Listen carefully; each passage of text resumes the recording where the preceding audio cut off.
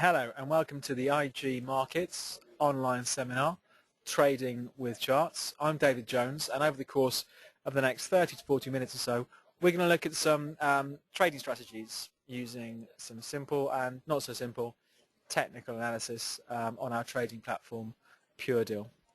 Before we get into that, it's important just to go through the risk warning first of all. It's important to remember that CFDs are a leveraged product and could result in losses that can exceed your initial deposit. CFDs may not be suitable for everybody, so please ensure you fully understand the risks involved.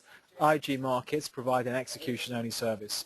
This presentation does not contain and should not be construed as containing investment advice or an investment recommendation or an offer of or solicitation for a transaction in any financial instrument. IG Markets accepts no responsibility for any use that may be made with these comments and for any consequences that result. This communication must not be reproduced or further distributed. Okay, if you're watching the recorded version of this seminar, it was held live on Monday, November the 30th, 2009 at 6:30 in the evening. If it's the first one of these that you've seen, if you go to our website, igmarkets.co.uk, click on education and go to online seminars, you'll see a range of online seminars there. So there's a midweek market update, for example, that we do live every Wednesday. Runs for about 20 minutes and is a quick look at the various financial markets around the world to see what's going on. There's one on level 2, direct market access trading, one on short selling, one on Forex, and one on managing risk. And if you can't make these dates, never fear, because every seminar that we hold gets recorded as we go along. So if you want to find out more about CFDs, more about Forex, you can click on any of the ones in the seminar archive down here, and it will play a recording that you can watch at your leisure. But tonight we are doing trading with charts. So let's just get back onto the presentation. We're going to spend as much time as possible on the trading platform tonight, actually doing stuff, but we've got a few slides just to go through first of all. First of all, the charting functionality within PureDeal splits down into two types. There's quick charts and there's advanced charts. Let me just show you what that is. For those of you watching this who aren't clients of IG, everything that I do in this online seminar you can do yourselves on the trading platform. So the quick charts is this little button here. So if you click on this, it will open up a window and it will then show a chart of the market in question. Like everything else, all this stuff is real-time data. Okay, so we've just clicked on a quick chart for the Wall Street Index. There we go. So that's a quick short-term chart. We can flip it very quickly to a longer-term chart, and so it goes on. There's some basic indicators you can add in there. There's some lines you can draw from the top up here. So you can draw trend lines and support and resistance, all that sort of stuff. So again, it's very easy to use, bit of charting software. But we also have our full-blown charting package, which you can access from the Tools button up here. Click on Tools, and then you click on this one here, Real-Time Charts. Real-Time Charts is a bit of a misnomer because all the charts in PureDeal are real-time. But if we click on that, you'll see what I end up with now. If I just tab across quickly, this is what it opens up. So it's almost like a separate application. It's got loads of functionality, and one thing I like that it lets me do is open up multiple windows like that and then arrange them all on my screen. So again, if you want to watch the same market but have maybe a few different time frames, so like down here we'll have a daily chart, up here we'll have an hourly, and down here we'll have a 10-minute chart. So I can very easily keep an eye on the same market or different markets in different time frames. I can link all of these charts together, so if one changes, it changes all of the charts, and I can do that using this button here. So for the purposes of today's seminar, we're going to stick with the full-blown charts that you access from the Tools window. Okay, so that's the two different types of charting functionality within PureDeal. Different ways of displaying price data. Again, let's just go through the basics and get those out of the way. Let's focus on the Wall Street chart. We'll look at a daily chart for now. So the chart I've got in front of me is a candlestick chart. But if I change that, let's just start off with the basics first of all. Let's go to a basic line chart. So the easiest way of displaying price data is just via a line chart, and of course all a line chart shows is typically is the closing price. We're looking here at a daily chart, so every price point on the chart is the day's close for the market in question, in this example the Wall Street Index. So it's a perfectly sensible way of looking at the data, lets you see the overall trend in the market, but it doesn't let you see so much or at all what actually went on during the day. So for many years what was popular with technical analysts was the bar chart. So let's just bring that up, bar chart. If I zoom in on the last couple of months or so, what we're looking at here, if I make these charts, these bars a little bit thicker, hopefully it should become clearer. Here we go. So a bar chart, with a bar chart we have three additional price points. We have the closing price, but we also have the high, the low, and the open. So if I look at this bar here, on this day here, the market, the tick to the left shows where the market opened. The tick to the right is where the market closed on that day. The high for the chart is the high traded on the day, and the low for the chart is the low traded on the day. So at the moment that's a daily chart. If I make that 10-minute chart, if I zoom in to try and clear it up, there we go. Now the bars represent 10 minutes worth of trading. So this is from 10 past 7 this morning, and each bar represents 10 minutes worth of trading. So the current 10-minute bar we're in is this one here, and then when the 10 minutes is up, bang, it will start drawing another bar. So for many years the bar chart was the chart of choice for the technical analyst, but over the last 10 or 15 years something else has become arguably as popular, if not more popular than bars, and that is the candlestick chart. So let's draw that. I think the easiest way actually of drawing that is what we're going to do to give you the comparison. We will put two charts side by side. So they're identical charts, daily chart there we go. So those two charts showing the Wall Street Index over the past month. One is a bar on the left, one is a candlestick on the right.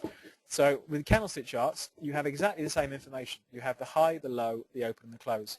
It just gets represented in a slightly different way. So for example, on, let's say this day here, 26th of November, on the bar chart, the market opens there, trades a bit higher, trades a bit lower, and closes down there, which is this big red candle here on the candlestick chart. With candles, chartists consider only the difference between the open and the close important, so that gets blocked in. So this bit here, the close is down there and the open is down there, that gets coloured in. Traditionally, if it's a down day where the close is lower than the open, it gets coloured in black. On an up day, it gets coloured in white, but our charts default to red for a down day, green for an up day, but you can, of course, customize it to whatever you want. So this day here, big down day. This day here, you can see the open and the close is just about the same, which is that day there. So we have no real body for the candlestick because the open and the close is identical. This day here was an up day, opened down here, traded higher, traded lower, a bit lower off the highs, but closed roughly, closed higher than where we opened on the day. Okay, so candlestick charts still have high, low, open, close data. It just gets represented in a slightly different way. And for the purposes of today's seminar, we are going to be looking at candlestick charts. Right, a few more bits of presentation, then we can get into the charts properly. So the first thing we're going to look at, the most basic form of market analysis, I think, when it comes to charts, and often ignored by a lot of people in the pursuit of slightly more sophisticated forms of market analysis, which I think is a mistake. So the first thing we're going to look at is the idea of support and resistance. So what is support and resistance? Put simply, support is an area below the current market price where sentiment has changed from negative to positive, creating a low. Let's have a look at that. Let's flip back onto our charts for a second, just see what we're talking about here. And we'll use the FTSE 100. Let's look at the FTSE. Going back, here we go. If I just zoom in on the FTSE from July till there. Okay, there's quite a fair bit of support on that chart, but the most recent example of support on that chart that we're looking at here, so the end of the chart is 16th October, to my eyes is back here. The market has sold off from sort of 5,200 in September, has come back down to 49.52 in October, then has bounced back up. So this is support. Okay, so it's where the market slid back down, bounced back up. That area is known as support. To go back to our slide for a second, the flip side of support is resistance, and that's simply an area where the market gets to, where sentiment changed, market sells off, creating a high. So if we jump forward on our chart, the most recent resistance on the FTSE has been up here, 5,400. So the market traded up to 5,400 middle of November, then sold off. Last week we had all that Dubai debt stuff breaking on Wednesday night, so markets sold off quite heavily on Thursday, and that is the latest resistance on the FTSE. So that's the idea of support down here, resistance up there. So you think, okay, that's all well and good, but it doesn't really help me in the here and now because these are historical levels.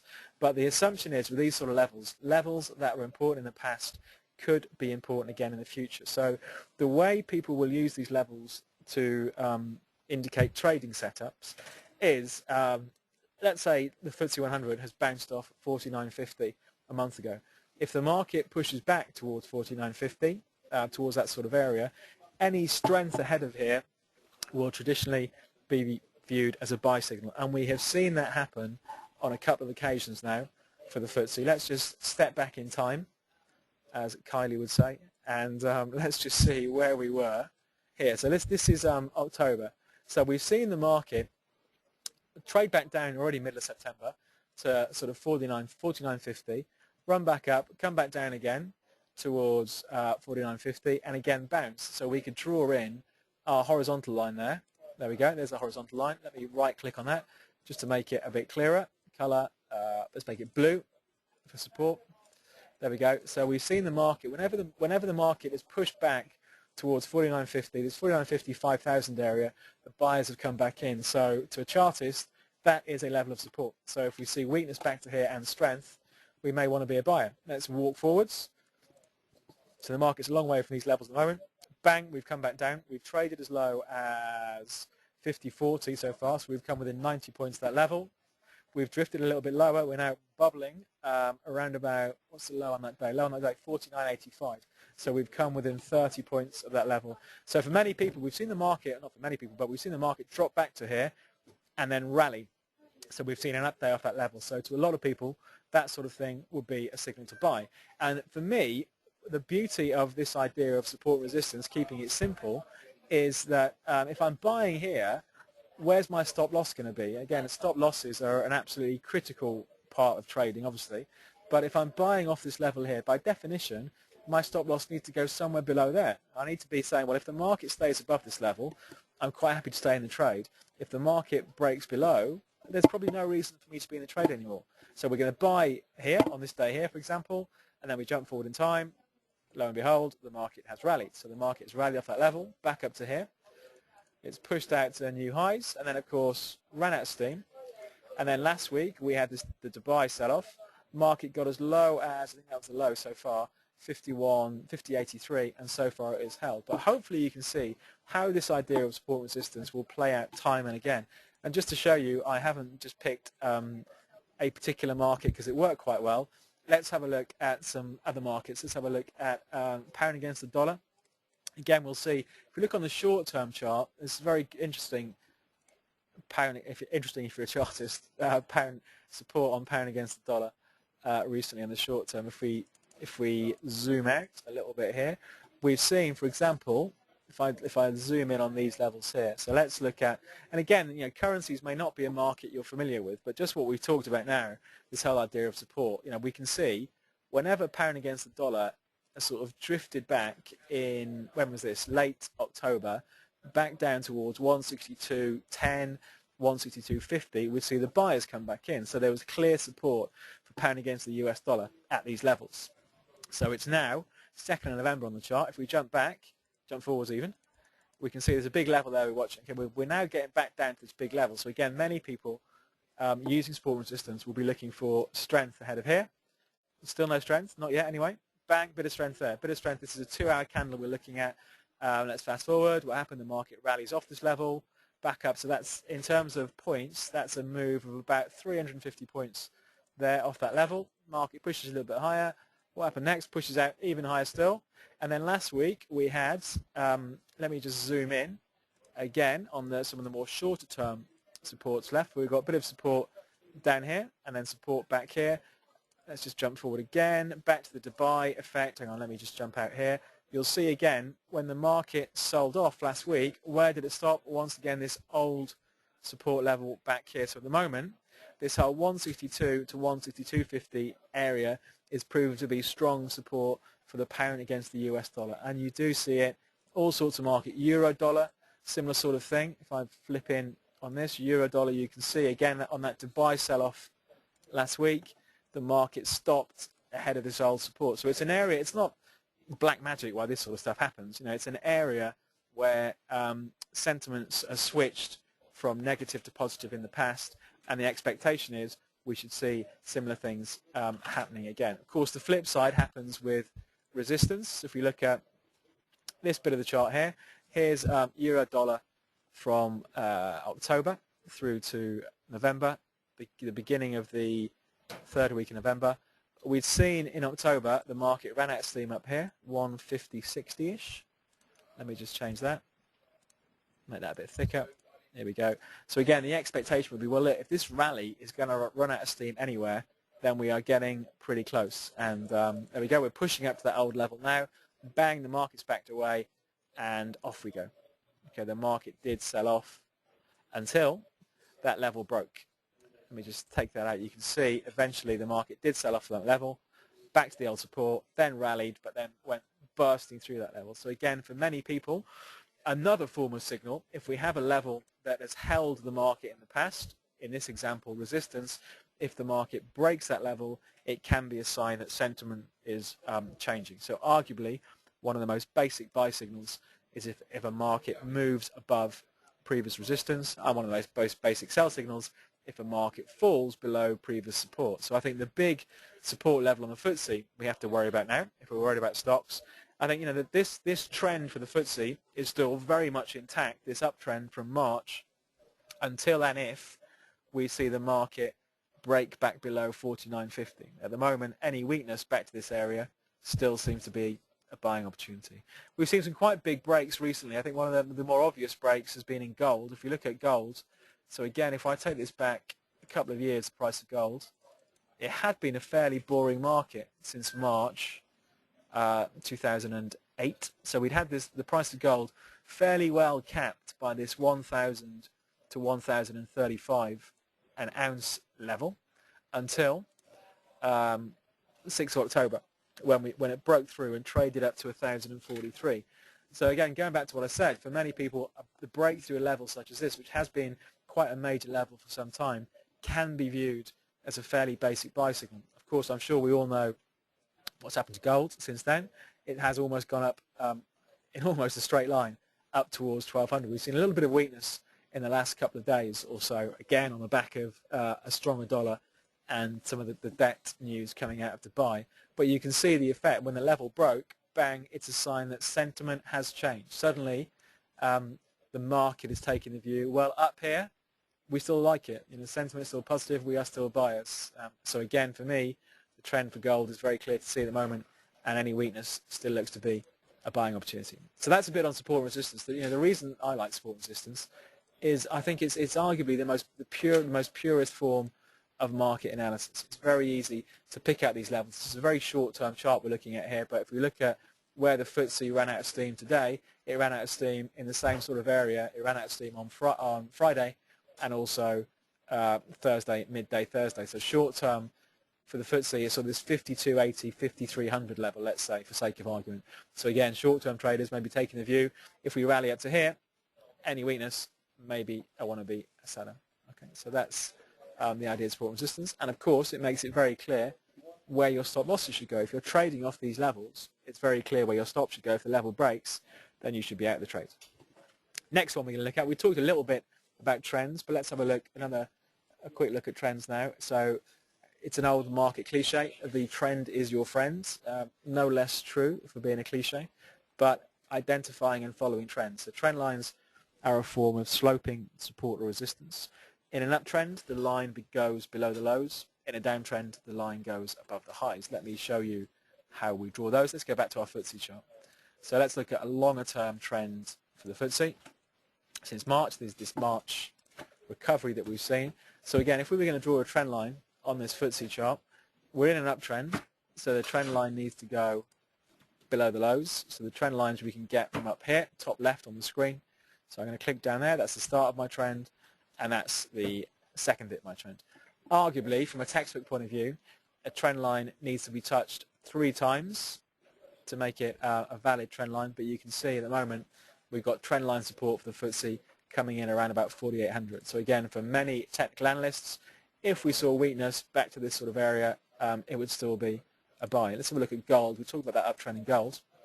Of course, we have quite a sharp uptrend in gold that's been in place since it broke out in October, but we also have this uptrend in gold as well from the October 2008 lows. So again, any weakness back to sort of 1,030-ish an ounce, that trend is still very much intact. And then, if we want to get very long term about it, we can go back quite some time on gold to when this latest leg higher started from here, from the 2001 lows.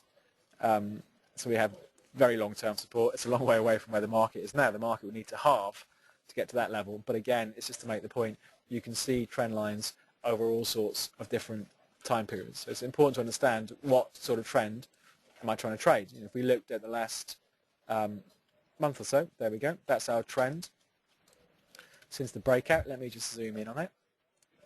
Where are we going to draw it from? Probably from these lows down here. It's getting a little bit messy, that trend line, after what's happened in Dubai. So arguably not too relevant at the moment, that one. But of course, the longer term trend for gold still seems to be very much up. When it comes to downtrends, if I'm going to flick to a market that's broken to 14-year lows over the past week, and that's dollar yen. So to bring up a chart for dollar yen, when it comes to a market that's in a downtrend, of course, when it comes to drawing the trend line, it's exactly the same. But this time round, it just sits on the highs. So if we zoom in on the latest bit of the downtrend in dollar yen, there we go. And our trend line would look something like that. So even if we had a rally in dollar yen from where it was now, back up towards 89, it still looks to be a selling opportunity. Okay, so you get trends over all sorts of different time frames, uptrends, downtrends, and also sideways trends, which we've had in dollar yen today. Really, it's really gone nowhere.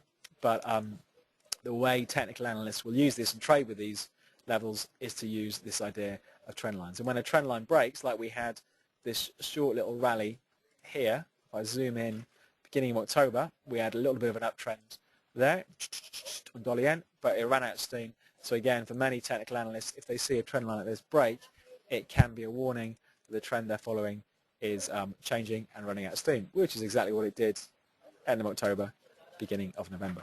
But that is definitely the current short-term trend over the last couple of weeks for dollar yen is clearly down. Again, if we looked at the longer-term trend, we see a similar sort of picture. It has spent much of this year in decline from these April highs up around 101.5. We've been very clearly in decline for dollar yen. Okay, so that's how to use trend lines. Now, so far we've been looking at a more graphical way of looking at market analysis. What we're going to look at now is a slightly more mathematical approach to technical analysis, and we're going to look at oscillators. Oscillators are classically used to spot potential overbought, oversold situations. So it's a way really of trying to gauge the temperature of the market when a market has gone too far, too fast in one direction or another. And divergences are also used to highlight potential turning points. Let me just show you what we're talking about, because a picture paints 1,000 words. Let's have a look at the US market. Let's have a look at Wall Street. We'll bring that up. There we go. There's the Wall Street market. So to add all these various indicators on the charts, you just go to the top right-hand side indicator, and you can see there are absolutely stacks of them. If there's one area of growth in technical analysis over the years, it really is these indicators. Things like MACD, stochastics, ADX, DMI, RSI, all these weird and wonderful indicators. As software becomes more sophisticated, more people end up programming their own, and you end up with an ever-growing list. But what I'm going to do tonight is just stick to a very simple one, tried and tested one the relative strength index. So let's add that on the chart, and then we'll talk about what it is. I'm going to make it a 10-day RSI in this example. So all the RSI does is it's a way of looking at the relative strength of the market, in this example over the last 10 days, but relative to itself, if that makes sense. So it's looking at how strong is the market now compared to how it has been over the last 10 days. And the way it's calculated, in this 10-day example, it looks at the previous 10 days and looks at the days when the market went up. And then on those days it went up, it adds up the number of points gained on those days, then divides it by the total number of points lost and gained over the previous 10 days. So that way we come up with a value between 0 and 100%. And this is quite typical of lots of overbought, oversold oscillators like this. Traditionally, a reading above 70% suggests the market is overbought. So the market has gone up too far, too fast, and is due a correction. Traditionally, a reading below 30% says the market has sold off too far, too fast, and is due a bounce back.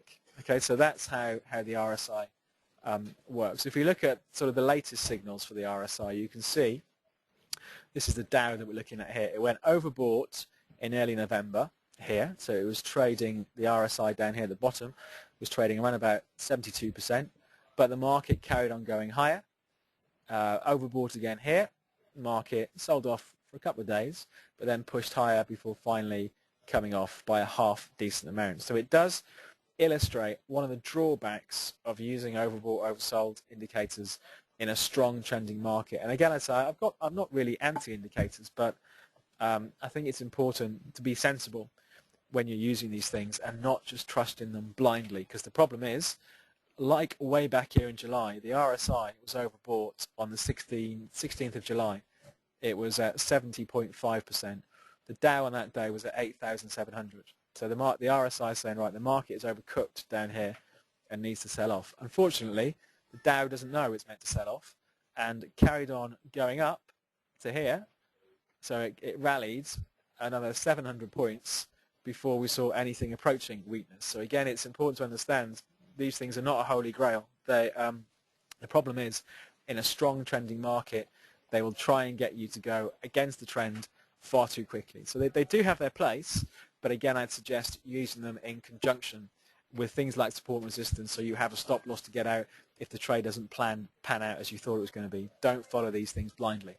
So because of the somewhat erratic nature of the whole overbought, oversold thing, many people, many technical analysts use these in a slightly different way, and they'll look for what's known as divergences. And there's a good example actually recently that I'll highlight on the chart in a second, but the idea behind divergences is ultimately these squiggly little lines are just based on what the price is doing. So in the great scheme of things, if the market is going up, then the RSI should be going up. If the market's going down, the RSI should be going down. So it should be following the overall trend of the market.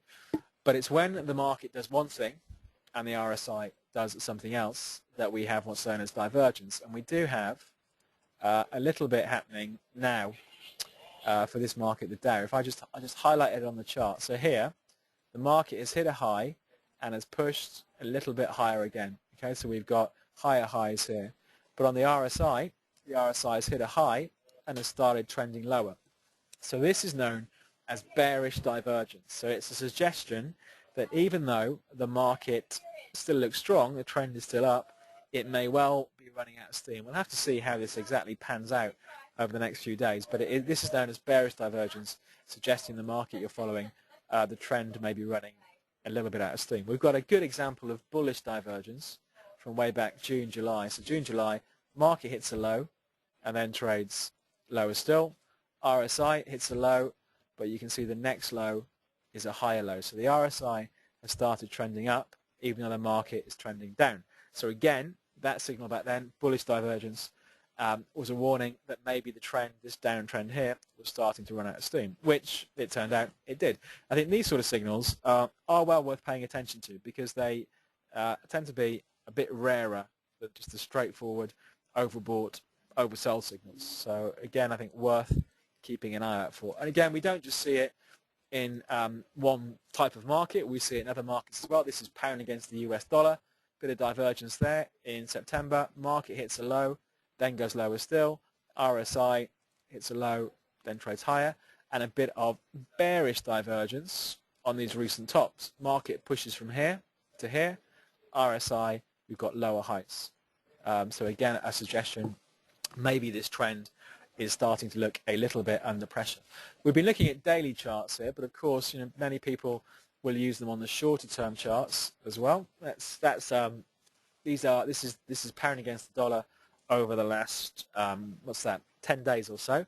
So overbought up here, that wasn't too bad a signal. Oversold down here, that was pretty good. Overbought there, a little bit early, but the market did sell off. And then oversold down here far too early. You can see when these markets really start moving, it can be dangerous just to follow the RSI. Overbought up here, that was earlier on today, overbought, which was a pretty good signal. And we've recently had, at around about 5 o'clock today, so a couple of hours ago, an oversold signal on the RSI.